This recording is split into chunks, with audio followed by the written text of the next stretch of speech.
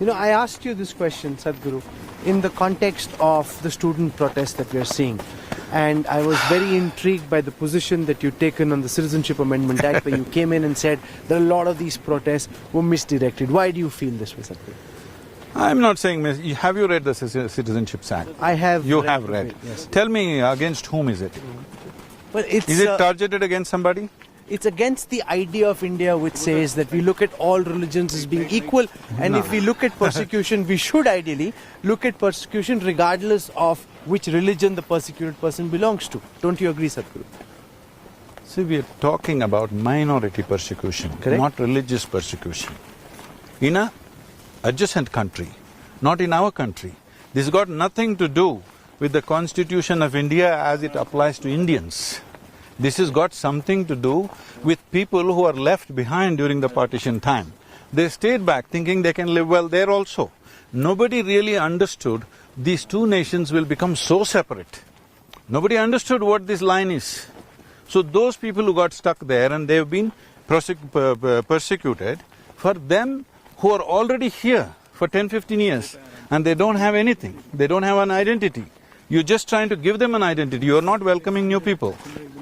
So you How? spoke No, I want you to state this. You have read the Act. Yes. Tell me, is it against any Indian citizen? No, but here's the point. No, You please spoke tell of me that belief no versus properly. seeker. Yes, I'll explain. Should it not be about minority persecution regardless of religion? Why should it be that if you're Hindu, if you're Sikh, No, if no, you're no. Christian Please. and persecuted, you're welcome to India, but if you're Muslim, then you're not? See, And this is especially a- from a spiritual guru like you. No, this is a completely wrong way you are looking at it. You want controversy right now on your camera, that's all I see. Okay, please don't do this because this is about the nation. Yes. Right now, this is minority persecution, means religious minority, because they are theocratic states. They are not secular nations. They are theocratic states, and there is a certain level of persecution for all of them. So all those who are persecuted are one time. It's a one-time pardon, okay? Because they're already here. After 2014, you cannot come. They're already here. Now what you're saying is, why can't everybody come? Those who are persecuted. No, are you short of population in the country? Are you short of population in our country? We don't need anybody. Hindu, Sikh, Christian, nobody we need to have. But they're already here with us without an identity. That is all it is about. So if you want to make an issue out of it, because you like a controversy, you can make it. But I'm just honestly saying, as far as I can see, it doesn't affect any Indian citizen. But I'm seeing on the television cameras, this poor Muslim woman, a young woman in her 20s with a child, some TV anchor shows the microphone and asks, what is this?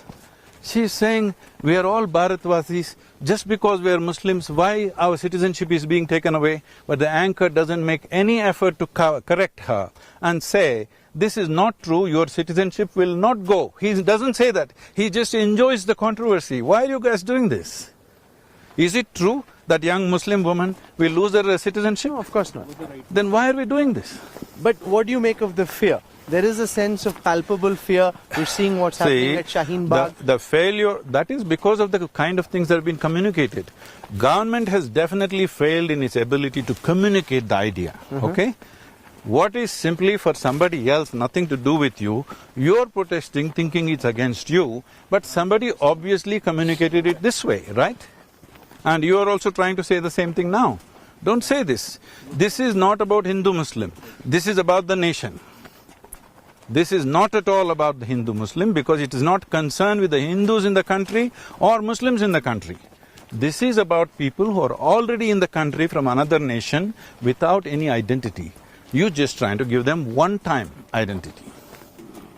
You spoke of how the government failed in its communication. Where do you think they erred? How should this matter have been handled?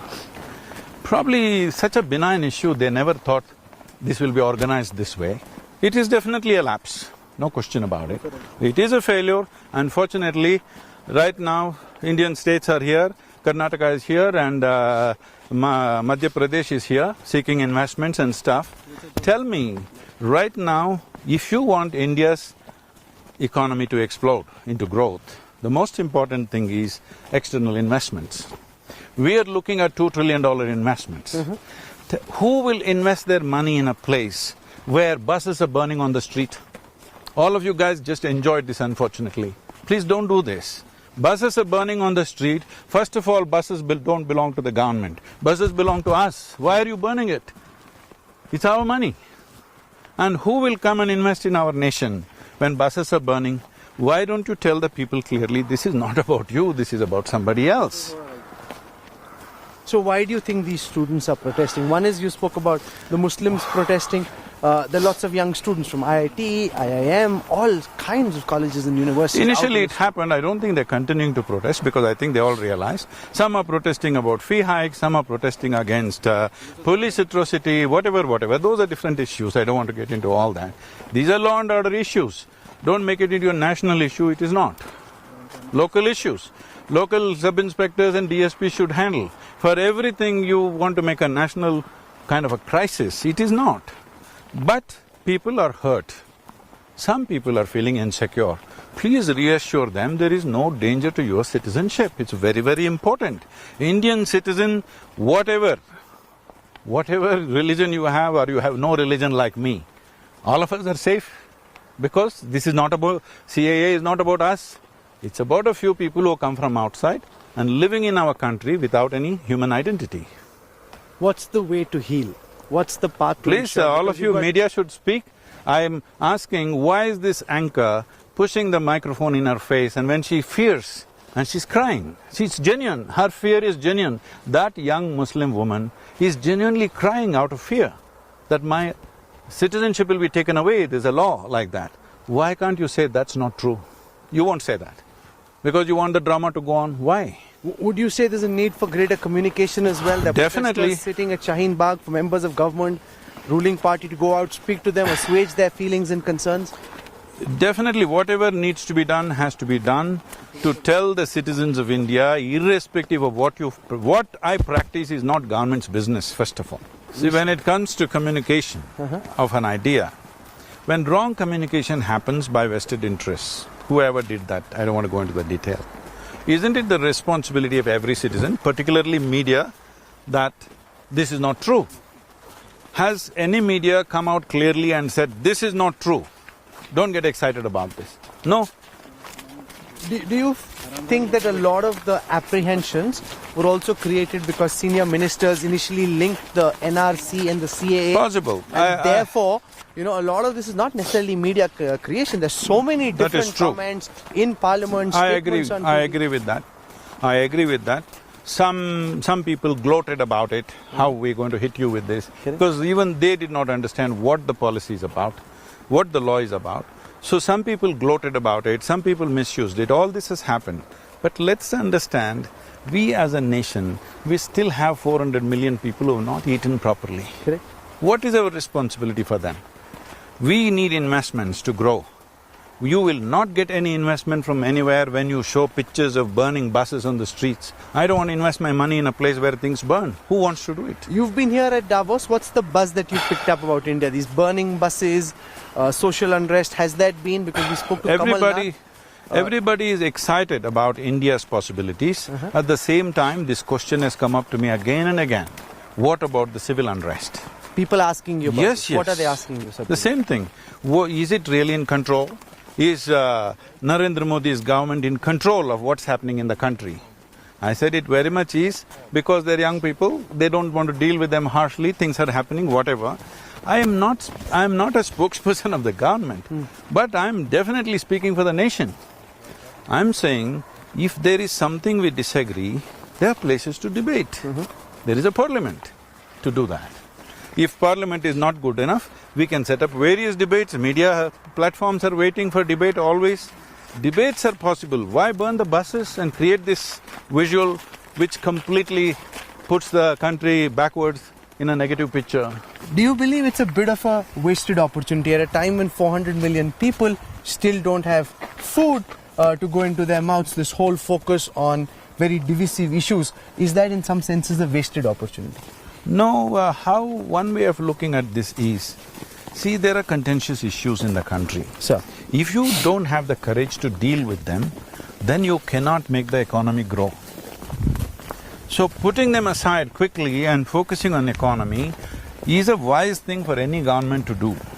But people should also understand and participate. We must understand right now India's only and only focus should be, doesn't matter who is in the government. Whoever people elect will be in the government.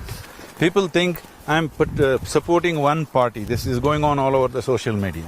No, I'm working with AIDMK in Tamil Nadu, I was working very closely with Chandrababu Naidu, I'm working in Telangana very closely with the governments, I'm working with Kerala with the communist government. My thing is, I value democracy. If people elect whoever they elect, I'm willing to work with them. You elect somebody, within 8 months you say, I want a change. What is that? You make this point, I'm very curious to know your view on the current dispensation, because when you made those comments on CA, a lot of people came out and you would have seen this Sadhguru and they labelled you a Modi Bhakt. They said, here's Modi's fan, Modi Bhakt. He's a spiritual guru, but see what position. See, I'm telling you this. Now I'm asking you this question once again. Yes. Is it genuine that this CAA is aimed against a particular community? Is it so? Well, it excludes members of one community from seeking citizenship in India if they are persecuted in their own countries. Anybody can seek citizenship in India. Only thing is, people who are already here en bloc, certain people are coming in. Rest can come through normal process. But sir, I come from a Sikh family. In our Gurdwaras, you come in and you eat langar no matter who you are. We don't check whether you're Hindu, Muslim, Sikh, Please, Christian. Rahul, let's talk practical things. We have just partitioned about 72 years ago. On what basis? Unfortunately, on religious basis. It should not have happened. We did it for whatever reasons. At that time, that was our wisdom. Today, people who are left behind, who thought they will be okay that side, and now they are not okay. Not okay means, as I pointed out in my video, marriage was not legal. Hindu marriage was not legal till 2017. Now the people who are talking about this is, till 2017 they corrected it.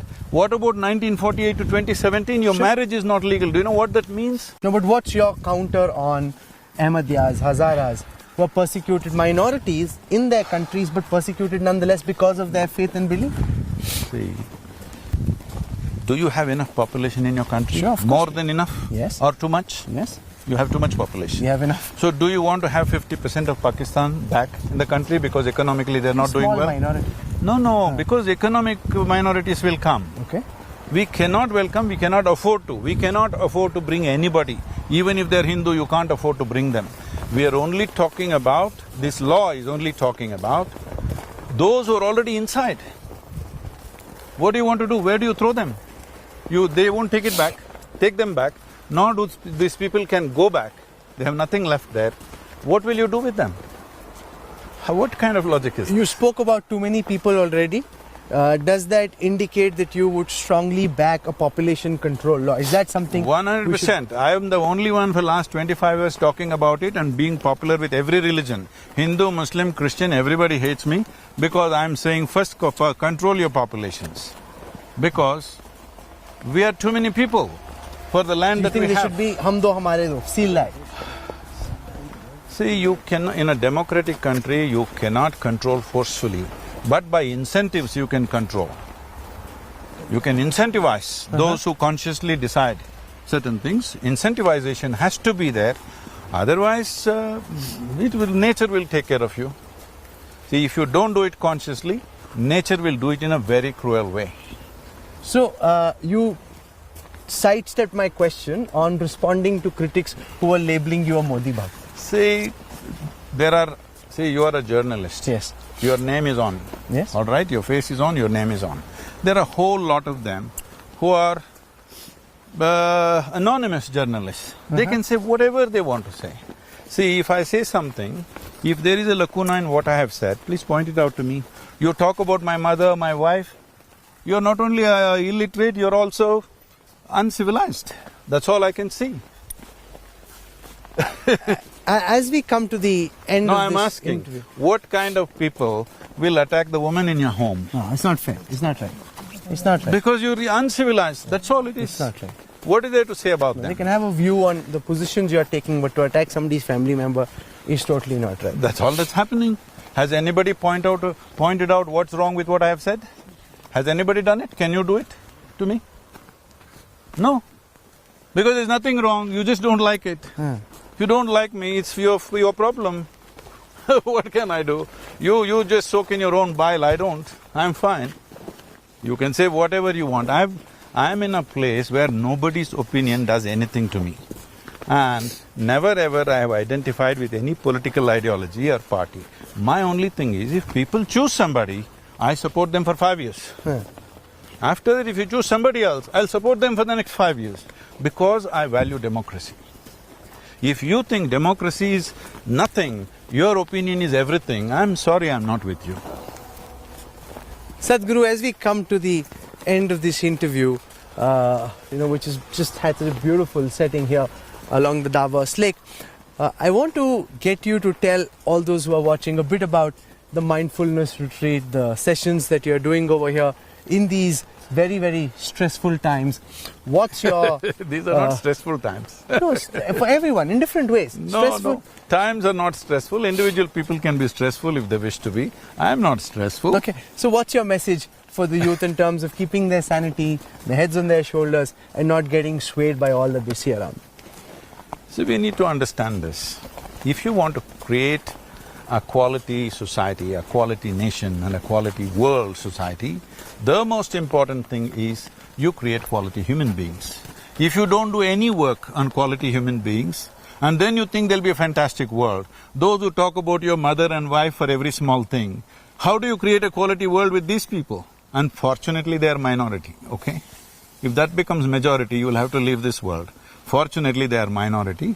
Here, I'm saying in the economic forum, in a business place, they're dedicating half a day for a retreat, okay? This is because they understand without creating quality human beings, there is no quality world. A good human being is a good world. You've spoken as you always do from the heart. We leave it to those who are watching to decide what they think of this. Sadhguru, for joining us. Thank you so much. Thank you.